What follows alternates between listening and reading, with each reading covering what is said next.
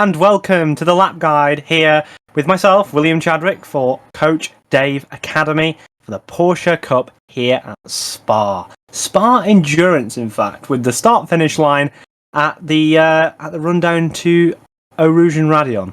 So it's quite an interesting one, actually, because usually you're doing the start line before that on the F1 one.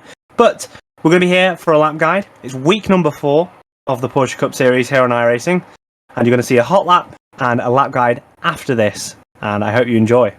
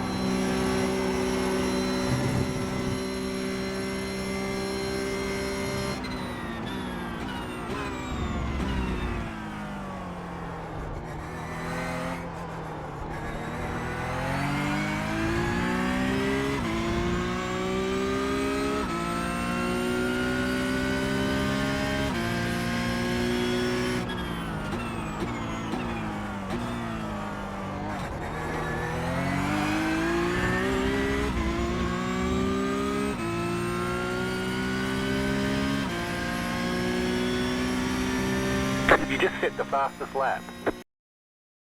Hello, you've just watched the hot lap, now you're ready for the guide. So I'm going to take you through what it takes to be fast here at Spa Francorchamps here in the Porsche Cup on iRacing. So, as we start a lap, very, very weird situation. It was not actually ending up at the normal start-finish line. Here's flat, to be honest. You can get an off-track, get a slowdown, but if you position the car well, you won't have any problems. 6th gear, cut this bit of the curb, right? So you're coming into this corner, you want to really cut the curb. I think I'd be better at these controls, wouldn't you? There we go. So you want to cut this curb a lot. You can get an off track if you're not too careful, but this is enough. I think it's 4 wheels on the inside. Attack this curb, but you want to clip it. If you do hit the curb, you properly hit the curb, you'll end up unsettling the car, and then you want to straighten it out over the top. It's half a car, or 4 wheels, I believe, actually, over the curb to get an off-track or slowdown. This was just about good, so you're all right.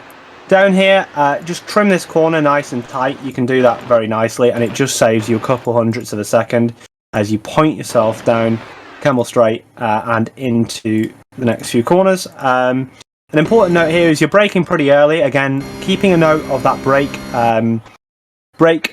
shape that we want, the kind of the mountain here in the Porsche Cup. So we build the pressure up, whoop, peaking quite high in a straight line. Then we go off the pressure again as we start to turn into the corner. Treat these inside curbs like hooks. They help you so much. You want both your wheels, both your inside wheels, in this kind of astroturfy area. Helps hook the car around. We do the same for the next corner. Keeping again. I like to keep it in third here, I believe. Yeah, we're in third. I like to keep it in third. You can use second, but I feel like with how sensitive the Porsche Cup's tyres are and how much you can slide around, it's best to keep it in third. Through here, you can clip and jump onto the curb like I do here. I take a short shift to fourth to minimise wheel spin on the exit, and just allows me to go flat through the corner. That does nicely as we head down into hairpin. Again, braking earlier than you think. Another one of those balloony type brake shapes. Up, peaking, getting the car in. We keep slightly quite a tight line. We treat it as a little bit of a double apex. Another short shift, very important to do that because it helps you just control that power. I think when second into third. Power out on the exit. Use this entry curb here to open up the next corner through no name. Jump onto the curb a little bit and dance the car out. Your two wheels, if they go over the edge of this curb, you get an off track. If you dance it like this, you're just about good. So it helps you keep as much speed as possible. Down into P1, I think. Or they've changed the names every day, but they're the real names. Use this entry curb. Really important. The car can be unsettled as you come off, but it's really important for opening up. Down a gear. Don't get on the curb. Just kind of skim it. And again, just take a nice smooth line. Feel free to use a bit of this exit here. There's nothing wrong with that. Point the car to the next corner. Again, brake in a straight line. Use that same sort of brake shape. And we can use this inside. On this lap, I'm a little bit too inside here. You don't want to be touching the grass. It's not too bad. And then aim for the next bit of inside.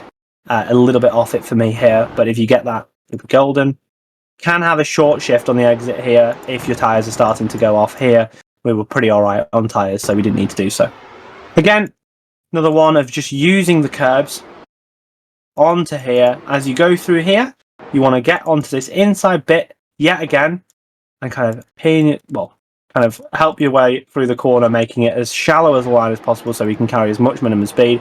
Here I've not used too much of the track, but again, it's two tyres over, well, all four tyres I should say, over the edge of the curb. That'll get you the off track. This is one of the hardest corners on the track. It doesn't look like it, but to do this flat is ridiculously hard, and we just about manage it. Again, it's another one of these things, whereas if you put, I think it's half a car here, it tends to be, but we're just about on the edge. I believe it's all of the half a car, so either we're in a little bit on the front or the back, but it's very, very close to an off track there. Just to mitigate sliding here, just try and keep a smooth line as possible. As you can see there, what kind of causes my micro slide is just a little bit of I think I turned in a little bit early, and that little correction in my steering here kind of unsettles the car, the weight transfer. So just be sure to make that as smooth as possible and keep yourself flat through there. As we head towards the end of the lap, again, just kind of making this line as smooth and as short as possible. Just making sure we're not giving up any time for free.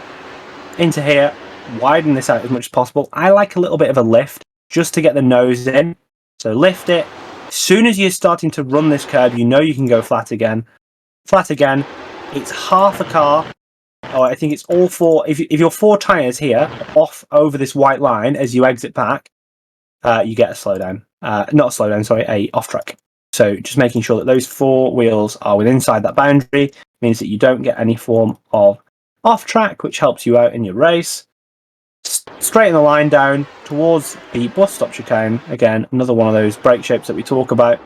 Don't run the anti-cups here. They're absolutely deadly and they'll ruin your lap. So just cut them nice and close. I like to keep it in second.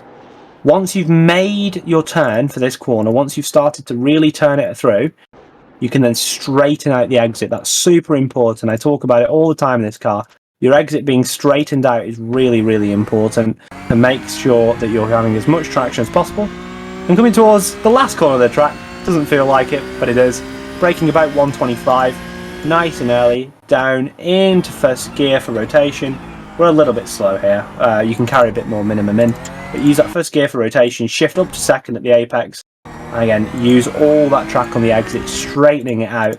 Same rules apply in terms of track limits. 4 wheels over, it'll give you an 1x, and without doing that, you're alright, and you get to use as much track as possible. But that's going to be a lap of Spa. It's fairly simple. I know a lot of people know this track very well. Just make sure you know your track limits, because it's super important to exploit those as much as possible. And just remember, when you're driving this car, we want to minimise sliding on the tyres, because that really helps with our lap time. Thank you for watching the lap guide. Well, that was the lap guide for the Porsche Cup Series here on iRacing, week number 4 at Spa Francorchamps. I hope you enjoyed it. Please remember that down in the description below, you've got the link to the Discord, so you can come and ask us any questions or ridicule us if you like. Or you can maybe like the video if you enjoyed it, subscribe, follow along for more setups here at Coach Dave Academy. I hope you've enjoyed, and until another lap guide, bye-bye.